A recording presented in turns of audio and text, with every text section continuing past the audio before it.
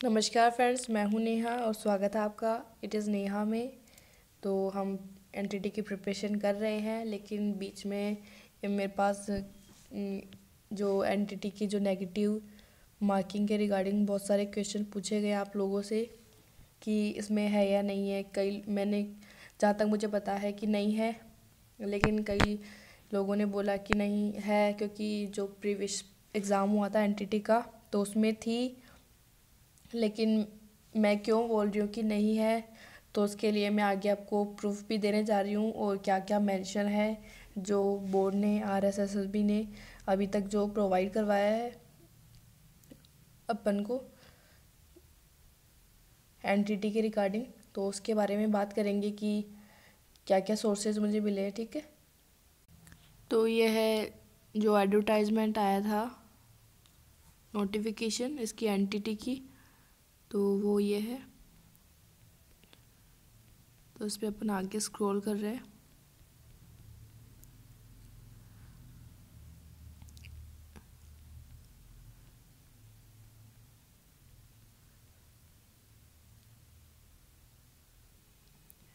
तो ये 21 नंबर का जो पॉइंट दे रखा है वो ये है, पूर्व प्राथमिक शिक्षा अध्यापक के पदों पर भर्ती हेतु परीक्षा की स्कीम है, परीक्षा का पाठ्यक्रम। ठीक है, परीक्षा की स्कीम, परीक्षा का प्रश्न पत्र वस्तुपरक प्रकार बहुविकल्पीय का होगा।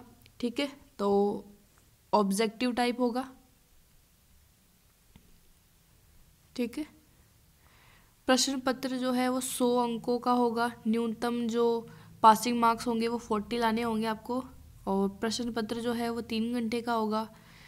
और पाठ्य का विवरण है, लिखित परीक्षा के लिए प्रश्न पत्र का पाठ्य विवरण और विस्तार नियुक्ति प्राधिकारी राज्य राजस्थान कर्मचारी चयन बोर्ड द्वारा समय समय पर विहित किए गए अनुसार होगा। और अभ्यर्थियों को नियत समय के भीतर और ऐसी रीति से जो नियुक्त प्राधिकारी राजस्थान कर्मचारी चयन बोर्ड उचित समझे सूचित किया जाएगा। ठीक है, नेक्स्ट पॉइंट है, परीक्षा का स्तर 2 वर्षीय नर्सरी अध्यापक प्रशिक्षण पाठ्यक्रम के समतुल्य होगा। थर्ड है, नियुक्ति प्राधिकारी राजस्थान कर्मचारी चयन बोर्ड ऐसे किसी विद्यार्थी की सिफारिश नहीं करेगा जो न्यूनतम 40% अंक प्राप्त करने में विफल रहा होगा। ठीक है, अब है पूर्व प्राथमिक शिक्षा अध्यापक भर्ती की परीक्षा का विस्तृत पाठ्यक्रम, आप यहाँ से देख सकते हैं। ठीक है, अब यहाँ तक इसका जो परीक्षा का जो कैसे होगी उसका सारी स्कीम बता दी गई है। इसमें कहीं भी नहीं लिखा हुआ है कि नेगेटिव मार्किंग है। ठीक है, अब अपन सिलेबस में बता देती हूँ कि वहाँ पे लिखा हुआ है नहीं है। ठीक है, तो अब है ये सिलेबस दिया हुआ है, उसमें कहीं भी नहीं लिखा हुआ है, कुल अंक लिख रखे हैं, समय दिया गया है, उत्तीर्णांक दिएंगे 40%। में कहीं भी नहीं लिखा हुआ है कि नेगेटिव मार्किंग होगी। अब मैं आपको जो प्रूफ देना चाह रही हूँ वो ये है कि जिन एग्ज़ाम में जो आरएसएसबी की जो एग्ज़ाम हुई है उनमें जिनमें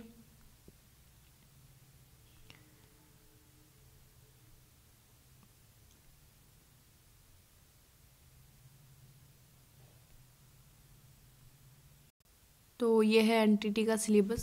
ठीक है, तो इसमें कहीं भी नहीं लिखा हुआ है कि नेगेटिव मार्किंग होगी। इसमें टोटल मार्क्स दिए हुए हैं, टाइम है और मिनिमम मार्क्स है वो है, और ये पूरा सिलेबस है। लेकिन इसमें कहीं भी मेंशन नहीं है कि नेगेटिव मार्किंग होंगी। अब जो मैं आपको प्रूफ देने जा रही हूँ कि जिस आरएसएसबी की जो सारी एग्ज़ाम हुई है जिनमें नेगेटिव मार्किंग थी, वहाँ पे कहाँ पे मेंशन था कि नेगेटिव मार्किंग होगी। ठीक है, तो ये जो मेरे पास सिलेबस है वो आरएसएसबी की जो लेटेस्ट एग्ज़ाम हुई है ह्यूमन सुपरवाइज़र की, ये आप पढ़ सकते हैं यहाँ पे।